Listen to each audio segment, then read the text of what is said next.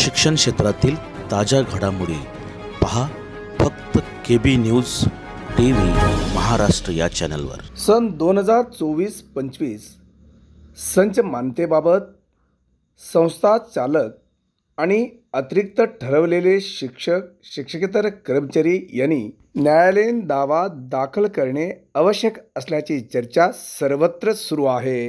अकोला येथील शिक्षण संस्थेने दाखल केलेल्या मुंबई उच्च न्यायालयाचे नागपूर खंडपीठातील दाव्यात दिनांक 3 ऑक्टोबर 2025 रोजी मेहरबान न्यायालयाने यथास्थिती राखण्याबाबत शासनास बजावले आहे व जिल्हा शिक्षणाधिकारी अकोला यांनी त्यानुसार कार्यवाही केलेली आहे।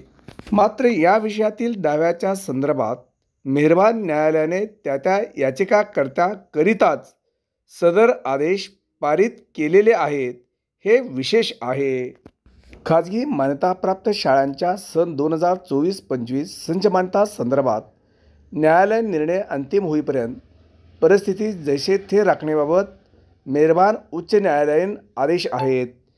त्याचप्रमाणे संच मान्यता संदर्भात पुढील कार्यवाही न करण्याचे आदेश माननीय संचालक यांनी मे अखेरीस दिलेले होते।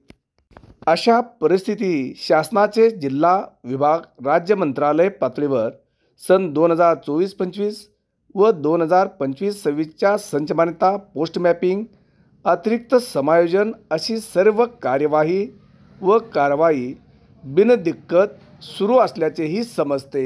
सदर बाब मेहरबान उच्च न्यायालयीन निर्णयाचा अवमान करणारी असल्याची चर्चाही शिक्षकांमध्ये रंगली आहे। संच मान्यतेसंदर्भात न्यायालय निर्णय अंतिम होईपर्यंत परिस्थिती जैसे थेट ठेवण्याचा निर्णय प्रशासन आणि शासन घेणार का याकडे राज्यातील शिक्षकांचे लक्ष लागले आहे।